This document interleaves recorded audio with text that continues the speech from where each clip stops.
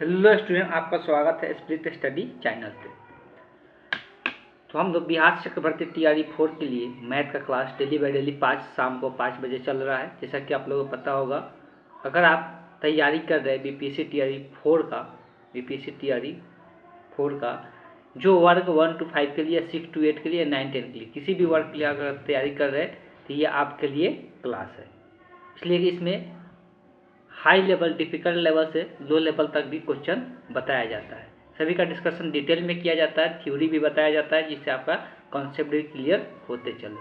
चलिए आज का सेशन हम लोग स्टार्ट करते हैं। क्वेश्चन दिया हुआ है, समबाहु त्रिभुज ABC में AD BC पर लंबवत है तो निम्नलिखित में से कौन सा सत्य है। जैसे जैसे क्वेश्चन पूछा जाता है वैसे वैसे क्वेश्चन पर काम करना है। सबसे पहले बात की जा रही है समद्विबाहु त्रिभुज। समद्विबाहु त्रिभुज किसको कहते हैं? जिस त्रिभुज के तीनों भुजा बराबर होता है और प्रत्येक कोण 90 डिग्री होता है तो उस त्रिभुज को क्या कहते हैं?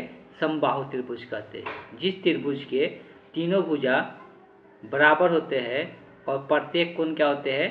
90 डिग्री होते हैं। जिस त्रिभुज के तीनों भुजा बराबर होते हैं, प्रत्येक कोण 90 डिग्री होते हैं, उसे हम लोग समबाहु त्रिभुज कहते हैं। सबसे पहला बात ये ध्यान में आपको होना चाहिए। दूसरा बोला है कि इसमें AD जो है BC पर क्या है, मतलब A से और इस पर लंब डालते हैं तो AD जो है BC पे लंब है। तो इस बात को ध्यान देने वाला बात है जो अभी हम बताने जा रहे हैं कि अगर ये AB और AC समान लंबाई के भुजा है और सामने वाले कोण से अगर ये वाला शीर्ष से सामने वाले भुजा पे अगर लंब डालते हैं तो जब लंब डालते हैं तो इसको ये दो बराबर हिस्सों में क्या करता है? बांट देता है। इसको दो बराबर हिस्सों में क्या करता है? बांट देता है। इस बात को ध्यान में रखना है। इसका मतलब ये है कि इसमें जो है BD जो होगा वो किसके बराबर होगा? BD जो होगा वो DC के बराबर होगा। क्लियर है? और एक और बात है कि AB जो है, यहाँ पर ध्यान देना है कि AB जो है तो AB यहाँ पर जो BC लंबाई है तो BC जो होगा, BC का आधा भी बोल सकते हैं। ये दोनों को BC का क्या कह सकते हैं? आधा कह सकते हैं। इसलिए कि ये दो बराबर जब हिस्सों में बांट रहा है, जैसे चार को दो बराबर हिस्सों में बांटेंगे तो दो होगा, तो ये दो क्या है? सिंपल बोल सकते हैं इसका क्या है? आधा है। मतलब BC का आधा कर दे रहा है तो मतलब BC का क्या होगा? आधा होगा। तो BD और या DC दोनों एक दूसरे के बराबर होगा और ये BC के क्या होंगे? आधे होंगे। अगर ये समबाहु त्रिभुज है, यदि ये क्या है? समबाहु त्रिभुज है। हम बहुत डिटेल में चर्चा कर रहे हैं इसलिए कि किसी को थोड़ा भी कम नॉलेज हो वो भी इस वीडियो देखकर बहुत सारी चीज़ का नॉलेज प्राप्त कर सके, उसको अलग से कोई चीज़ पढ़ने की जरूरत ना पड़े। जब एक समबाहु त्रिभुज का बात करते हैं तो तीनों भुजा इसका बराबर होता है। तो ABC समबाहु त्रिभुज है, AB बराबर होगा BC के, बराबर होगा AC की। ये तीनों एक दूसरे की लंबाई के क्या होंगे? बराबर होंगे। तब अगर यहाँ पे हम थोड़ा सा ध्यान दें कि जब BC बराबर है AB के तो इसको हम ये भी लिख सकते हैं। चलिए इसका बाद में यूज करते हैं। पहले एक हम लोग बात करते हैं एक समकोण त्रिभुज का। यहाँ पर दो समकोण त्रिभुज बन रहा है, लेकिन हम यहाँ पर एक ही लेकर चलेंगे जिसका जरूरत है। जिसे ऑप्शन में देख सकते हैं AB का जरूरत है और AD का जरूरत है। तो ये दो समकोण त्रिभुज बन रहा है ADB और ADC। दो समकोण त्रिभुज बन रहा है, एक ADB और एक ADC। लेकिन अगर हम लोग ADC यूज करेंगे तो उसमें जो समकोण त्रिभुज है उसमें AB लंबाई नहीं आ रहा है। इसलिए कौन सा समकोण त्रिभुज यूज करेंगे? ADB का यूज करेंगे। तो लिखते हैं त्रिभुज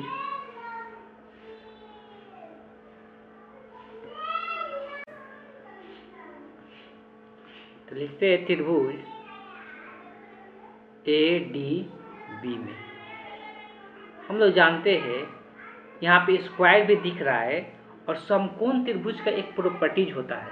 क्या होता है? तो उसमें हम लोग पाइथागोरस थ्योरम यूज कर सकते हैं। क्या यूज कर सकते हैं? पाइथागोरस थ्योरम यूज कर सकते हैं। पाइथागोरस थ्योरम क्या कहता है? जो लंब के सामने वाले, ये जो लंब के सामने वाले भुजा होते हैं, इस वाले भुजा को हम लोग क्या कहते हैं? तो कर्ण कहते हैं और इंग्लिश में इसी को हम लोग हाइपोटेनस के नाम से जानते हैं। बाकी इसमें एक लंब होता है और एक आधार होता है। तो पाइथागोरस थ्योरम ये कहता है कि जो कर्ण होता है, तो कर्ण की जो लंबाई होता है उसका स्क्वायर अन्य दो भुजाओं के वर्गों के योग के बराबर होता है। मतलब BD का स्क्वायर प्लस AD के स्क्वायर के क्या होंगे, बराबर होंगे। क्लियर है? तो अगर हम यहाँ पर AB का स्क्वायर, हमको यहाँ से BD हटाना है, इसलिए ऑप्शन में BD है नहीं, और यहाँ पे थोड़ा सा ध्यान देंगे तो BD को क्या लिख सकते हैं, BC का आधा, तो BD की जगह क्या लिखाएगा, BC/2। अब इसका स्क्वायर है तो ये पूरा का स्क्वायर देना है, गलती से सिर्फ ऊपर का स्क्वायर नहीं कर देना है। ये BD की जगह BC/2 लिखे, इसका स्क्वायर तो पूरा का स्क्वायर लिखेंगे प्लस AD स्क्वायर। अब यहाँ पे क्या है कि हम लोग जो BC है वो BC, अब BC को भी नहीं रखना है, अब ऑप्शन में BC है क्या, नहीं है, तो BC को भी नहीं रखना है। तो हमको पता है कि BC को चेंज कर सकते हैं AB के रूप में। यहाँ पर BC बराबर है किसके, AB तो रखना है, इसीलिए इसको AB के रूप में चेंज करेंगे। जब इसको हम AB के रूप में चेंज करेंगे तो ये क्या बनेगा, AB का स्क्वायर बराबर BC की जगह लिखाएगा AB, इसलिए BC जो है AB के बराबर है, बटे में 2 है, the whole square plus AD। अब आ चुका है जो ऑप्शन में दिया हुआ है उस पद में आ चुका है। अब इसको स्क्वायर करेंगे तो ऊपर से दोनों का स्क्वायर होगा तो AB का स्क्वायर बटे में 2 का स्क्वायर होगा तो 4 हो जाएगा प्लस AD के स्क्वायर। अब आते हैं तो ये AB को एक तरफ लेके आते हैं तो यहाँ AB के स्क्वायर, उधर प्लस में तो ये माइनस में आएगा AB स्क्वायर बटे 4, बराबर में बचेगा इधर AD स्क्वायर। अब यहाँ पे देख सकते हैं नीचे में 1 मान के इसको भिन्न का घटाव बनाएंगे तो इसका जो LCM आएगा कितना आएगा, 4 आएगा। तो यहाँ पर क्या आ जाएगा, 4AB स्क्वायर माइनस यहाँ पे AB स्क्वायर हो जाएगा बराबर AD स्क्वायर। अब इधर से ये 4 भाग में उधर जाएगा तो गुना में आप 4AB स्क्वायर में से एगो AB स्क्वायर घट जाएगा तो क्या बचेगा, 3AB स्क्वायर बराबर 4AD स्क्वायर हो जाएगा। अब इसी से आप ऑप्शन मैच कर सकते हैं, किस ऑप्शन के साथ ये मैच कर रहा है, तो आप देख सकते हैं ऑप्शन B के साथ मैच कर रहा है। तो इस क्वेश्चन का जो करेक्ट ऑप्शन होगा option B the correct option हो जाएगा। चलिए चलते हैं नेक्स्ट क्वेश्चन देखते हैं। अगला क्वेश्चन दिया हुआ है कि यदि किसी वृत्त के परिधि और त्रिज्या के बीच का अंतर दिया हुआ है 37 सेंटीमीटर है, तो अगर पाई का मान 22/7 का प्रयोग करते हैं तो वृत्त के परिधि बताना है, क्या होगा। वृत्त के परिधि हम लोग को ज्ञात करना है, लेकिन जो पहले दिया हुआ है वो क्या दिया हुआ है, तो पहले जो दिया हुआ है वो ये अंतर दिया है परिधि। परिधि किसको बोलते हैं, वृत्त के। तो जो वृत्त हम लोग ड्रॉ करते हैं, तो जो वृत्त में जो चारों तरफ के जो लंबाई होता है, यही वाला जो ड्रॉ किए, इसी लंबाई को जो मापते हैं तो इसी को हम लोग क्या कहते हैं, वृत्त के परिधि कहते हैं। इसी को हम लोग क्या कहते हैं, वृत्त के परिधि कहते हैं। और जो केंद्र से दूरी होता है, जो केंद्र से ये साइड वाला का दूरी जो होता है, जो केंद्र से साइड वाला का दूरी होता है, इसको क्या कहते हैं, वृत्त की त्रिज्या कहते हैं। इसको हम लोग वृत्त की त्रिज्या कहते हैं। तो बात करते हैं तो वृत्त के परिधि का जो फार्मूला होता है वो कितना होता है, 2πr होता है। वृत्त के परिधि जो होता है 2πr होता है। तो वृत्त के परिधि और त्रिज्या को 8 से दर्शाते हैं। ये दोनों का अंतर दिया, अंतर मतलब कि 12 वाला में छोटा घटाव, जैसे कि ये 12 होगा 2πr, तो 12 में जब छोटा घटाते हैं तो वही उसका अंतर होता है। अंतर दिया हुआ क्वेश्चन में कितना है, 37 सेंटीमीटर है। तो अगर अंतर दिया है तो हमको ज्ञात क्या करना है, तो वृत्त के परिधि ज्ञात करना है। वृत्त के परिधि ज्ञात करने के लिए सिंपल यही चीज़ है कि हम लोग को क्या पता होना चाहिए, त्रिज्या पता होना चाहिए।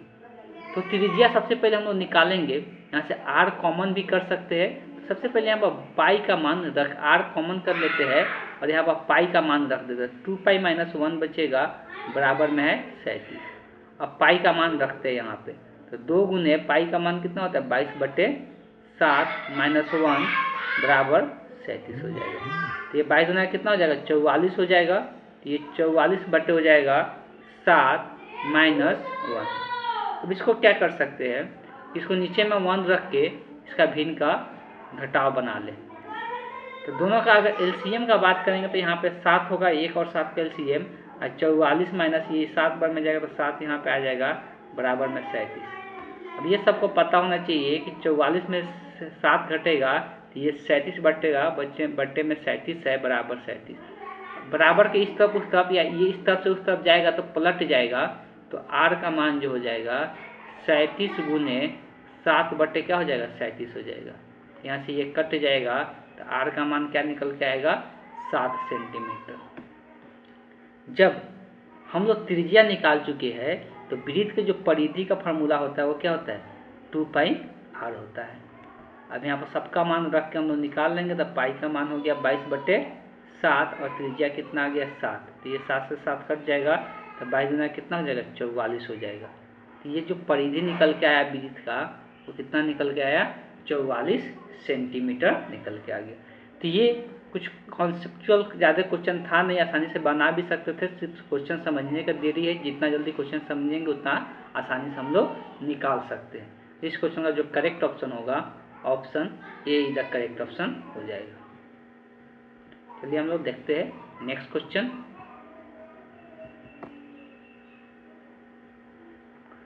अगला है यदि त्रिभुज ABC में C जो है समकोण है तो cos A + B का मान बताएं। तो cos A + B का मान बताना। इसके लिए हम लोग को दो चीज़ों की आवश्यकता है। एक तो आपको त्रिकोणमितीय जो टेबल होता है जिसमें मान दिया रहता है वो मान याद होना चाहिए। उसके बाद त्रिकोणमितीय अनुपात के बारे में कुछ नॉलेज होना चाहिए। सबसे पहले आते हैं चर्चा कर लेते हैं कि जो इसमें दिया हुआ है बेसिकली वो क्या दिया हुआ है। तो बोल रहा है ये कि एक त्रिभुज बनाना है। एक त्रिभुज में कैसा त्रिभुज होना चाहिए समकोण त्रिभुज। समकोण त्रिभुज किसको कहते हैं जिसका एक कोण क्या हो 90 डिग्री हो। तो ये वाला सी वाला कोण को 90 बनाना है तो इसको 90 कर दिए और ये ए हो गया और ये बी हो गया। 90 डिग्री कोण को इस प्रकार से दर्शा देता है तो उससे समझ में आ जाता है कि 90 डिग्री का कोण है। एक छोटा सा क्वेश्चन है मेरा, त्रिभुज के तीनों कोणों का जो योगफल होता है कितना होता है। तो सभी को पता ही होगा त्रिभुज के तीनों कोणों का जो योगफल होता है वो 180 डिग्री होता है। इसमें से अगर एक कोण 90 हो गया तो ये दोनों कोण मिलाकर कोण ए और कोण बी मिलाकर कोण ए प्लस कोण बी मिलाकर कितना पूरेगा तब 90 पूरेगा। तभी जाके ये दोनों 90 और फिर 90 मिलकर कितना होगा 180 डिग्री होगा। मतलब ए + बी का कोणों का योगफल कितना होगा 90 होगा।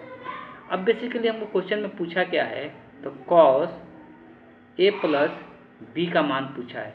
तो A + B का मान कितना है 90 डिग्री है। तो यहाँ पर क्या रख देंगे 90 डिग्री। अब ये त्रिकोणमितीय टेबल में आपको याद रखना पड़ेगा कि 90 डिग्री का मान क्या होता है त्रिकोणमितीय टेबल में 0 होता है।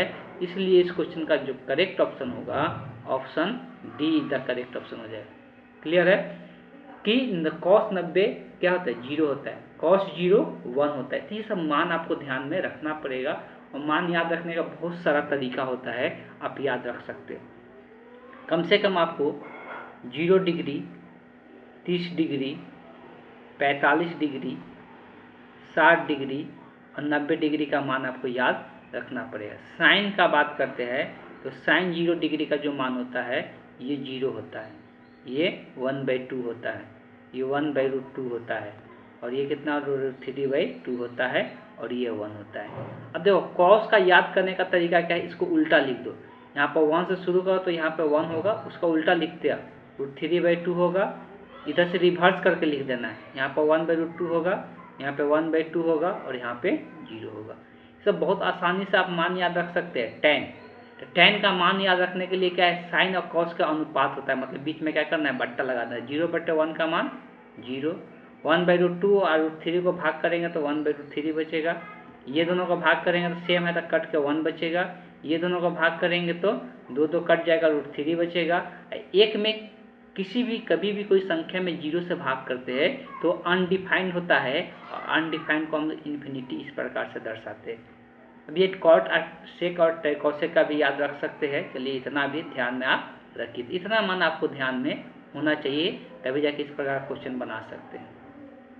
अगर क्वेश्चन यहाँ पर ये याद नहीं रहेगा तो ऑब्वियस है आपके लिए आते हुए क्वेश्चन को भी आप नहीं बना पाइएगा। चलिए हम लोग नेक्स्ट क्वेश्चन देखते हैं। दो पासे को फेंकने पर योग 10 आने की प्रायिकता पूछा हुआ है। देखिए जब हम लोग एक पासे को फेंकते हैं तो एक पासे को फेंकने से क्या होता है प्रतिदर्श समष्टि क्या क्या आ सकता है। तो एक पासे को जब फेंकते हैं तो प्रतिदर्श समष्टि 1 आ सकता है, पासे पर क्या आ सकता है, 2 आ सकता है, 3 आ सकता है, 4 आ सकता है, 5 आ सकता है, 6 आ सकता है। लेकिन जब दो पासे को एक साथ फेंकते हैं तो प्रतिदर्श समष्टि को हम लोग एस से दर्शाते हैं। प्रायिकता में सबसे पहले ये पता होना चाहिए कितना संभावना है जब दो पासे को एक साथ फेंकते हैं। तो प्रतिदर्श समष्टि हम लोग क्या क्या आ सकता है, तो पहला पासे पर एक, दूसरा पर भी एक आ सकता है, ऐसा संभावना है। पहले पासे पर एक, दूसरा पर 2 आ सकता है, ऐसा संभावना है। पहले पासे पर एक, दूसरा पर 3 आ सकता है। अभी एक पहले फिक्स रखे, दूसरा पर 4 आ सकता है। पहले पासे पर एक, दूसरा पर 5 आ सकता है। पहले पासे पर एक, दूसरा पर 6 आ सकता है। तो एक के लिए इतना सारा संभावना होगा। या ये संभावना बनता है कि पहले पासे पर 2 आए, बाकी फिर एक आए, फिर पहले पासे पर ये फिक्स कर दो, दूसरे पासे पर भी 2 आ सकता है, 2 आए फिर इस पर 3 आ सकता है, 2 आए इस पर 4 आ सकता है, 2 आए इस पर कितना आ सकता है, 5 आ सकता है, 2 आए इस पर क्या आ सकता है, 6 आ सकता है।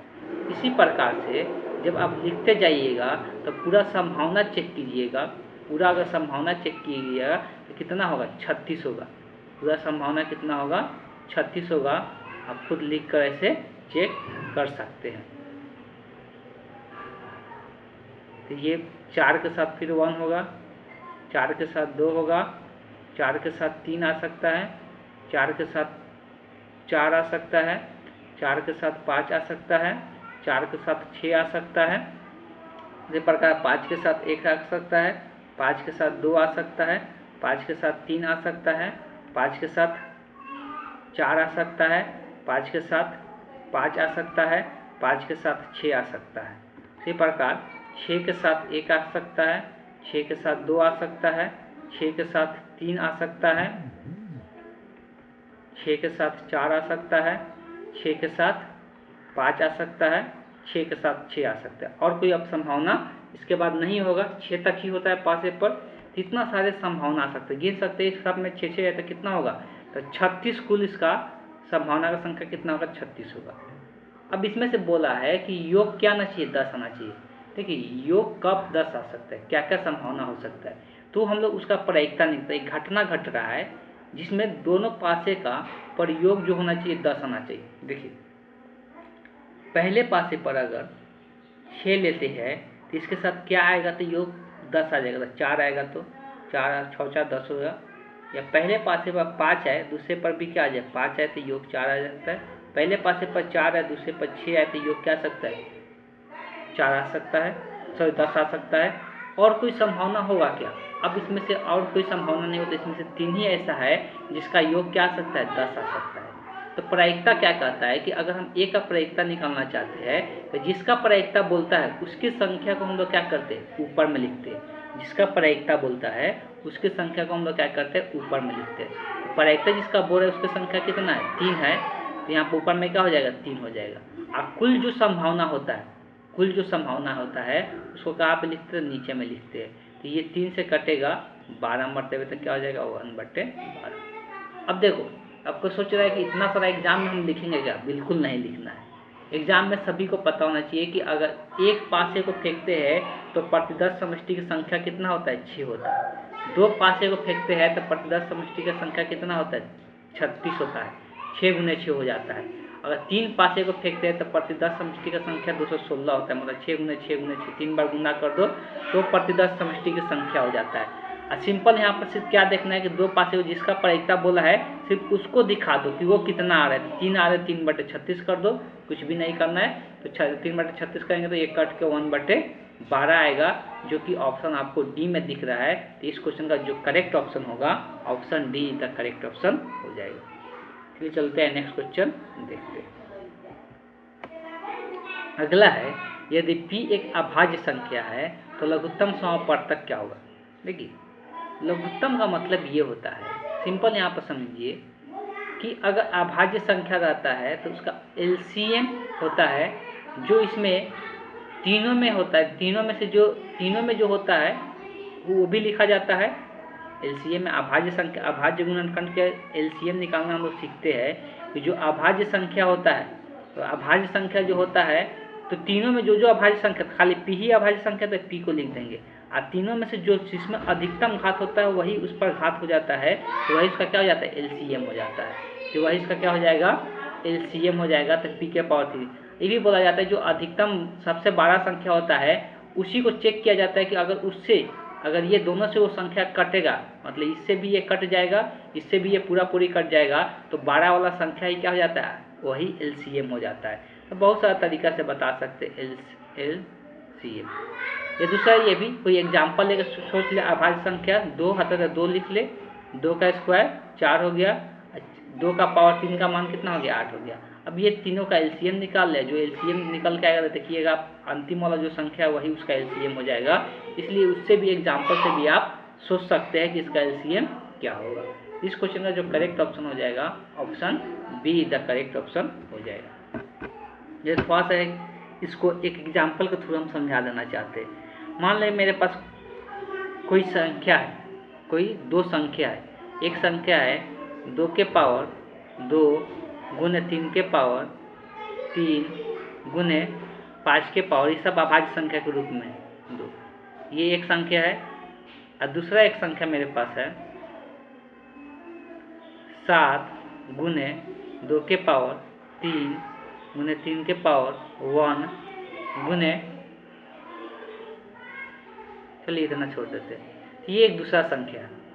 अभी बोला गया है कि दोनों का LCM निकालना है। देखिए जब 2 अभाज्य गुणनखंड के रूप में लिखा रहता है, LCM निकालने के लिए बोलता है, तो जितना भी अभाज्य गुणनखंड दिख रहा है सबको लिखना है। रिपीटेशन मतलब 2 बार नहीं लिखना है, इसमें दोनों में जो भी अभाज्य संख्या दिख रहा है, 2 है सबको गुना में लिखते जाना है, 3 है 3 लिख दिए, 5 है 5 लिख दिए, 7 है 7 लिख दिए। अब इसमें क्या किया जाता है कि इसमें भी 2 है और इसमें भी 2 है, तो वो जो इसमें अधिकतम पावर होगा उसी को लेना है। ये दोनों में अधिकतम पावर कितना है, 2 का 3 है, तो इस 2 का पावर क्या देंगे, 3। अब 3 में इसमें भी 3 है और इसमें भी 3 है, तो 3 का अधिकतम पावर इसमें कौन है, तो इसमें 3 का पावर 3 है, इसमें 3 का पावर 1 है, तो 3 का पावर 3 लिखाएगा। अब इसमें 5 तो एक ही जगह इसमें है, तो 5 का जो पावर है वही लिखा जाएगा, और 7 एक ही जगह, तो जो 7 का पावर है वही लिखा जाएगा, 7 का पावर 1 है, तो यही इसका क्या हो जाएगा, LCM हो जाएगा। ये अभाज्य गुणनखंड के रूप में लिख कर LCM निकालने का तरीका होता है। HCF भी इसका समझ लेते हैं। तो अगर HCF का बात करते हैं तो HCF में क्या किया जाता है, जो दोनों में अभाज्य गुणनखंड में जो कॉमन होता है उसी को लिखा जाता है। तो इसमें 2 और 3 दोनों में सिर्फ कॉमन क्या है, 2 और 3 है, दोनों को गुना में लिख दे। और दोनों में से जो न्यूनतम पावर होता है, इसमें 2 के पावर 2 है, इसमें 2 के पावर 3 है, तो न्यूनतम पावर क्या है, 2 है, तो 2 लिखाएगा। इसमें 3 का पावर 3 है, इसमें 3 के पावर 1 है, जो न्यूनतम पावर है वही लिखाएगा। अब यही क्या हो जाएगा, इसका HCF हो जाता है। तो इस तरह से अभाज्य गुणनखंड जब दिया रहता है तो उसका LCM और HCF निकालने का तरीका होता है। तो ये हम एग्जाम्पल के थ्रू आपको समझा दिए। ये अगला क्वेश्चन हम लोग देखते हैं। अगला क्वेश्चन दिया हुआ है 10 सेंटीमीटर भुजा वाले एक वर्ग में अंकित किए जा सकने वाले वृत्त का क्षेत्रफल निकालना है। वर्ग किसको बोलते हैं, तो जिस चतुर्भुज, एक चतुर्भुज का पार्ट होता है, क्वाड्रिलटरल का पार्ट होता है, तो जिस चतुर्भुज का चारों भुजा बराबर होता है, जिस चतुर्भुज के चारों भुजा बराबर होते हैं और प्रत्येक कोण क्या होते हैं, 90 डिग्री होते हैं। जिस चतुर्भुज के चारों भुजा बराबर होते हैं और प्रत्येक कोण क्या होते हैं, 90 डिग्री होते हैं, उसी को हम लोग क्या कहते हैं, वर्ग कहते हैं। मतलब ये 10 है तो सबके सब क्या होगा, यहाँ पे 10 होगा और प्रत्येक कोण इसका 90 डिग्री। जब इसमें वृत्त ड्रॉ करेंगे तो वृत्त हमको पता है कि एक केंद्र से होकर उसका त्रिज्या क्या होता है, समान होते हैं, तो त्रिज्या समान बाहर नहीं निकलना चाहिए। तो यही वाला जो यहाँ से लंबाई होगा सब जगह से समान होगा, मतलब वृत्त ये चारों भुजा को क्या करेगी, टच करेगी, चारों भुजा को टच करेगी, इसलिए कि यहाँ से केंद्र से सबसे समान दूरी पर होगा। तो वृत्त जब ड्रॉ करेंगे इसके अंदर तो चारों भुजा को क्या करेगी, टच करेगी। यही वृत्त हम लोग का ड्रॉ होगा। ऐसी वृत्त का क्या बोला है, क्षेत्रफल निकालने के लिए बोला जा रहा है। जब इस वृत्त का क्षेत्रफल का हम लोग यहाँ बात करेंगे तो यही इसका क्षेत्रफल होगा। अर्थात वृत्त का क्षेत्रफल निकालने के लिए जो सूत्र होता है, जो सर्कल का एरिया निकालने के लिए जो सूत्र होता है, तो हम लिखेंगे वृत्त का क्षेत्रफल। वृत्त का क्षेत्रफल का फार्मूला होता है पाई r²। पाई का तो मान सभी को पता होता है, लेकिन ये आर का मान नहीं पता होता है। आर जो होता है त्रिज्या होता है। और त्रिज्या किसको बोलते हैं? तो जो केंद्र से यहाँ तक का दूरी होता है वही उसका क्या होता है? त्रिज्या होता है। लेकिन इस वृत्त का व्यास पता है। व्यास किसको बोलते हैं? तो जो केंद्र से होते हुए जो रेखा जाती है तो उसी को हम लोग क्या कहते हैं? यहाँ से एक अंत से दूसरे अंत तक का जो लंबाई होता है जो केंद्र से होते हुए जाता है वही व्यास कहलाता है। तो देखिए यहाँ से यहाँ तक का लंबाई जो होगा क्या होगा? 10 होगा। तो व्यास 10 है। और जो त्रिज्या होता है व्यास के आधा होता है। तो अगर व्यास 10 है तो त्रिज्या क्या होगा? 5 होगा। तो यहाँ से पाई को पाई ही छोड़ दिया है, आंसर में देख सकते हैं। और त्रिज्या का मान यहाँ पर क्या हो जाएगा? 5 हो जाएगा। तो 5 का स्क्वायर हो जाएगा। तो 5 5 क्या हो जाएगा? 25 पाई हो जाएगा। तो ये हो गया 25 पाई। ऑब्वियस है कि ये क्षेत्रफल है तो सेंटीमीटर स्क्वायर होगा। तो 25 पाई सेंटीमीटर स्क्वायर हो जाएगा। इस क्वेश्चन का जो करेक्ट ऑप्शन दिख रहा है option see the correct option हो जाएगा। इसका आंसर निकल चुका था, कितना था? 25 पाई था। तो चलते हैं नेक्स्ट क्वेश्चन देखते हैं। अगला क्वेश्चन दिया हुआ है 6 सेंटीमीटर त्रिज्या वाले एक वृत्त के त्रिज्य खंड का क्षेत्रफल होगा यदि त्रिज्य खंड का कोण 60 दिया है। सबसे पहले हम लोग जानेंगे कि ये त्रिज्य खंड होता क्या है, जिसको इंग्लिश में हम लोग सेक्टर के नाम से जानते हैं। सेक्टर हिंदी में हम लोग क्या कहते हैं? त्रिज्य खंड कहते हैं। ध्यान समझना है, जब एक वृत्त का ही ये हिस्सा होता है। जब एक वृत्त है, मान लेते हैं वृत्त का यहाँ पे केंद्र है। जब वृत्त के केंद्र से वृत्त से कुछ पार्ट हिस्सा काट के निकाल लिया जाता है। मान लो कि इतना हिस्सा काट के निकाल दिए। जब इतना हिस्सा काट के निकालेंगे वृत्त के पार्ट से, तो यहाँ पे कुछ ना कुछ क्या होगा? इसका एंगल होगा। इस एंगल को थीटा मान लेते हैं। ये जब इतना हिस्सा हम काट के निकालेंगे, इस एंगल को थीटा मान लिए। इसका जो त्रिज्या है आर है। इसका जो त्रिज्या है क्या है? आर है।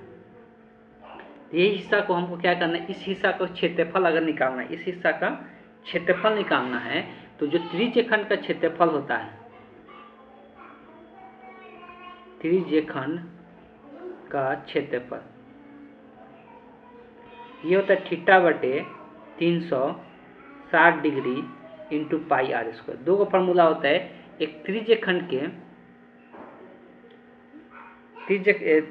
की ये वाला लंबाई भी पूछा जाता है कभी कभी। त्रिज्य खंड का ये लंबाई कितना होगा ये भी निकालने के लिए कभी कभी पूछा जाता है। लेकिन यहाँ पर हम लोग को चर्चा करना है किसके बारे में? त्रिज्य खंड के क्षेत्रफल के बारे में चर्चा करना है। अब अगर इसमें हम देखेंगे ये एंगल कितना दिया हुआ है? थीटा का मान 60 डिग्री दिया हुआ है और त्रिज्या जो दिया हुआ है 6 सेंटीमीटर दिया हुआ है। तो जब हम इसमें रखेंगे थीटा की जगह 60 डिग्री बटे 360 डिग्री इंटू पाई का भी मान इसमें रख देना है। तो पाई का मान 22/7 रख देते हैं। और त्रिज्या 6 दिया तो 6 का स्क्वायर मतलब 6 को 2 बार गुना में लिखना। ये 0 से 0 कट जाएगा। 6 से ये 36 6 मरतबे कटेगा और एक 6 से यहाँ पर एक 6 कट गया। तो बचा क्या? 6 दूना के 12, 6 दूना के 12 1 13। तो 132 बटे क्या बच जाएगा? 7 हो जाएगा। तो ये क्षेत्रफल है। तो क्षेत्रफल को हम लोग अब किस में दिया? सेंटीमीटर है तो सेंटीमीटर स्क्वायर में आंसर होगा। तो क्षेत्रफल जो होगा 132/7 सेंटीमीटर स्क्वायर हो जाएगा। तो इस क्वेश्चन का जो करेक्ट ऑप्शन होगा option be the correct option हो जाएगा। तो त्रिज्य खंड का मतलब यहाँ पर ध्यान में रखना है। इसको इंग्लिश में हम लोग सेक्टर कहते हैं। सेक्टर का क्षेत्रफल का फॉर्मूला आपको ध्यान में रखना है इस प्रकार का क्वेश्चन बनाने के लिए। चलिए देखते हैं नेक्स्ट क्वेश्चन क्या दिया हुआ है। क्वेश्चन दिया हुआ है कि n+1 के द होल स्क्वायर -1 जो है वो 8 से विभाज्य है। मतलब 8 से वो पूरी तरह से क्या हो जाता है? विभाजित हो जाता है। कोई भी शेषफल नहीं बचता है। तो n कौन सा संख्या है? तो देखो n ऑप्शन में अगर हम देखेंगे तो ऑप्शन में दिया है कि ये एक सम पूर्णांक है, या एक प्राकृत संख्या है, या एक पूर्णांक है। अब देखो अगर प्राकृत संख्या पॉसिबल होगा तभी जाके एक पूर्णांक भी पॉसिबल हो सकता है। अब प्राकृत संख्या पॉसिबल है कि नहीं चाहिए, एक विषम पूर्णांक है, वो हम लोग चेक करेंगे। सबसे पहले प्राकृत संख्या 1 से स्टार्ट होता है तो 1 पर ही n का मान 1 रख के चेक कर लेते हैं। अगर n के जगह अगर n के जगह यहाँ पे 1 रखते हैं तो 1 क्या हो जाएगा, 2 हो जाएगा, 2 का स्क्वायर -1 होगा। तो ये कितना आएगा, 2 दूना का 4, 4 में से 1 घटेगा 3, और 3 क्या 8 से विभाजित होता है, 8 से विभाजित नहीं होगा। तो 1 पर अगर सेटिस्फाइड नहीं कर रहा है मतलब प्राकृत संख्या तो नहीं होगा। और 1 एक विषम पूर्णांक भी होता है, विषम 1 ऑड इंटीजर कहलाएगा ना विषम पूर्णांक, तो ये भी तो संभव नहीं होगा। पूरा पूर्णांक 1 एक पूर्णांक भी होता है तो ये भी संभव नहीं होगा। अब आगे सिर्फ एक ही ऑप्शन ही बचा हुआ है मेरे पास, सम पूर्णांक। सम पूर्णांक का मतलब n का मान 2 ले सकते हैं, 4 ले सकते हैं, 6 ले सकते हैं। तो n का मान पहले 2 पर चेक कर लेते हैं। तो 2 रखेंगे यहाँ पर, 2 और 1 3, 3 का स्क्वायर 9, और 9 माइनस 8 कितना बचेगा, 8 बचेगा, जो कि 8 से विभाजित होगा। ये सही बता रहे हैं। अब और भी कुछ लेकर चेक कर लेते हैं, 4 ले लेते हैं, ये भी क्या है, सम पूर्णांक है। 2-3 मान रख के चेक कर लेंगे।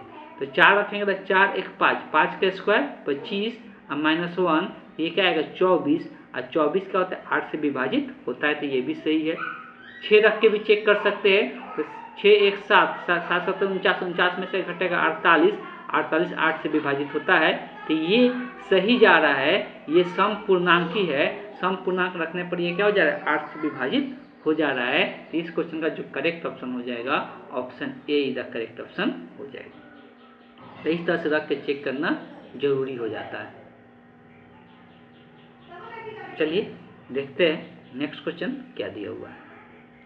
अगला है कि यदि 2 संकेंद्रीय वृत्तों की त्रिज्या, संकेंद्रीय वृत्त किसको बोलते हैं, कंसेंट्रिक सर्कल हम लोग कहते हैं, जिसका दोनों वृत्त का केंद्र एक ही हो, दोनों वृत्त का केंद्र एक ही हो, उसी को हम लोग संकेंद्रीय वृत्त के नाम से जानते हैं।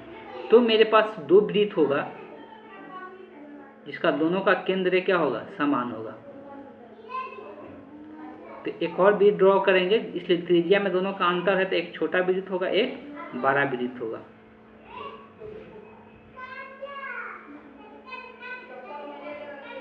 एक छोटा और एक बड़ा वृत्त होगा बोला गया है। अब देखो ये भी बोला गया है कि 2 वृत्त पर प्रत्येक जीवा की लंबाई होगी। जीवा की लंबाई पूछ रहा है, कौन सा जीवा जो कि दूसरे वृत्त पर स्पर्श करे। तो देखो अब देखो जो 12 वाला वृत्त होगा, जो 12 वाला वृत्त होगा वही वृत्त का जीवा होगा जो कि छोटे वाला वृत्त पर स्पर्श कर सकता है। ऐसा तो नहीं होगा कि बाहर में जो लाइन ड्रॉ करेंगे तो फिर जीवा होगा ही नहीं। तो बाहर वाला जो 12 वाला वृत्त होगा उसका जीवा ड्रॉ करेंगे तो ऐसा संभव है जो छोटा वाला वृत्त होगा उस पर क्या होगा, स्पर्श होगा। इसी का लंबाई पूछा हुआ है। अब देखो क्वेश्चन में और क्या क्या दिया हुआ है। क्वेश्चन में दिया हुआ है कि जो ये छोटा वाला वृत्त है, छोटा वाला जो वृत्त है उसका त्रिज्या दिया हुआ है, मतलब त्रिज्या अगर इस पर लंब डालते हैं तो ये इसका त्रिज्या ही कहलाएगा ना। स्पर्श रेखा हमेशा क्या होता है, वृत्त के केंद्र से अगर कोई लाइन ड्रॉ करते तो उस पर लंब होता है। तो ये त्रिज्या दिया हुआ है कितना है, 4 है। और ये केंद्र से यहाँ तक की अगर दूरी लेते हैं तो ये 12 वाला वृत्त का क्या होगा, त्रिज्या होगा। यहाँ तक का दूरी लेते हैं तो ये 12 वाला वृत्त का त्रिज्या होगा, तो ये क्या होगा, 5 होगा। तो देखिए यहाँ पर एक समकोण त्रिभुज बनेगा ये वाला। अब इस बात को ध्यान में रखना, जब इस पर लंब डालते हैं तो ये जो जीवा होता है उसको 2 बराबर हिस्सों में बांटता है। मतलब अगर ये वाला लंबाई निकाल लेते हैं तो उसका दोगुना कर देंगे तो ये जीवा का लंबाई निकल जाएगा।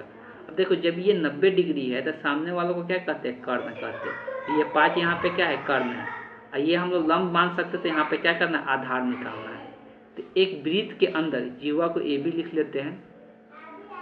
तो ये एक त्रिभुज के अंदर, त्रिभुज AOM में हम लोग पाइथागोरस थ्योरम लगाएंगे। तो ये कर्ण 5 है, एक लंब 4 है, तो यहाँ पे आधार क्या आएगा, 3 आएगा। ये ट्रिपलेट हम बताए भी थे, एक सेशन हम लोग ले रहे थे, तो कि ट्रिपलेट आप लोग याद रखिए, इसको निकालने की जरूरत ना पड़े। ऐसे हम लोग पाइथागोरस थ्योरम के थ्रू क्या लिख सकते हैं कि यहाँ पर जो कर्ण होता है उसका स्क्वायर, मतलब OA का स्क्वायर बराबर होगा AM के स्क्वायर प्लस OM के स्क्वायर के बराबर होता है। जो कर्ण होता है अन्य 2 भुजाओं को वर्गों के योग के बराबर होता है।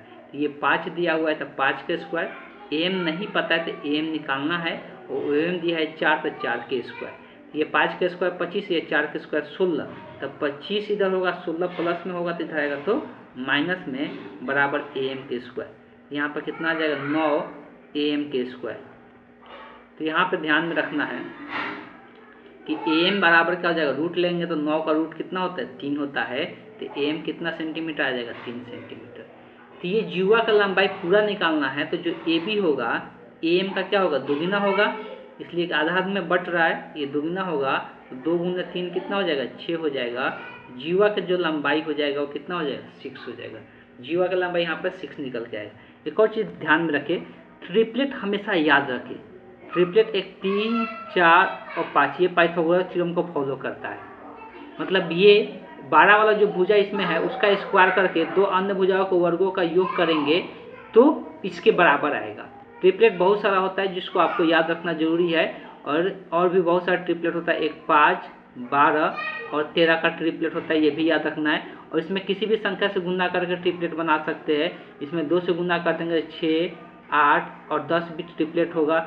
इसमें भी 3 से भी गुना कर देंगे वो भी क्या होगा, ट्रिपलेट होगा। तो कुछ ट्रिपलेट आपको याद रखना है, और याद रखने से क्या होता है कि इतना कुछ निकालने की जरूरत नहीं है। यहाँ पर 4 है या 5 है, डायरेक्ट यहाँ पर क्या लिखते 3 या 3 गुना के 6, तो बिना कुछ कैलकुलेशन किए ही इस क्वेश्चन का आंसर हम बता के आ जाएंगे। इसमें कोई टाइम लगने वाला क्वेश्चन है ही नहीं, अगर ट्रिपलेट आपको याद रहता है तब। तो चलिए हम लोग नेक्स्ट क्वेश्चन देखते हैं। अब है कि एक द्विघात बहुपद दिया हुआ है, क्वाड्रेटिक पॉलिनोमियल दिया हुआ है। द्विघात बहुपद बोले या क्वाड्रेटिक पॉलिनोमियल बोले, दोनों का मतलब सेम ही होता है। तो उसका एक शून्यक दिया हुआ है। देखिए 2 शब्दों का यूज किया जाता है, कहीं पर आपको शून्यक देखने को मिलता है, कहीं पर मूल्य आपको देखने को मिलता है कि इस द्विघात का मूल्य है। देखिए अगर वो बहुपद होता है, द्विघात बहुपद होता है तो शून्यक नाम दिया जाता है, और जब वो द्विघात समीकरण बन जाता है तो उसमें जो मान आता है उसको हम लोग क्या कहते हैं, तो उसको हम लोग मूल के नाम से जानते हैं, उसको रूट बोलते हैं इंग्लिश में, और शून्य को हम लोग जीरोज बोलते हैं। अब दोनों में अंतर क्या है, देखिए द्विघात बहुपद सिर्फ x² plus bx plus c लिखा रहेगा, ये बराबर 0 नहीं लिखा रहेगा। तो अगर ये सिर्फ लिखा हुआ है तो इसमें अल्फा और बीटा जो लेते हैं, इसमें अल्फा और बीटा लेते हैं, तो ये दोनों को हम लोग क्या कहते हैं, तो ये दोनों को हम लोग शून्यक कहते हैं, शून्यक कहते हैं। लेकिन जब यही x² plus bx plus c बराबर 0 लिख दे और तब इसका 2 मान जब जो आएगा x का, तो उस x का मान को हम लोग क्या कहते हैं, तो मूल के नाम से जानते हैं, इंग्लिश में हम लोग रूट बोलते हैं, इंग्लिश में क्या कहते हैं, रूट्स कहते हैं। ये बराबर 0 कर दे तो इसका ये अल्फा बीटा बेसिकली होता क्या है, तो ये जब बराबर 0 करते हैं, जो यहाँ से x का मान सॉल्व करते हैं वही इसका मूल कहलाता है, रूट कहलाता है अल्फा और बीटा। इसमें तो बराबर 0 नहीं है, तो इसमें बोलते क्या है कि जो x के मान, जिस x के मान के लिए इसका पूरा का ये पूरा बहुपद क्या हो जाए, शून्य हो जाए, मतलब यहाँ पर शून्य बना देते हैं। और वही चीज़ यहाँ पर लिखते हैं कि अगर उस मान के लिए शून्य होता है, मतलब अल्फा और बीटा जब इसमें रखेंगे और वो 0 के बराबर हो जाए तो उसको हम लोग क्या कहते हैं, शून्यक कहते हैं। तो उसी प्रकार से इसमें ये एक बहुपद दिया हुआ है जिसका एक शून्यक दिया है, मतलब ये जब शून्यक को x के जगह रखेंगे तो इस बहुपद का मान क्या होना चाहिए, 0 होना चाहिए, तभी जाके वो क्या कहलाता है, शून्यक कहलाता है।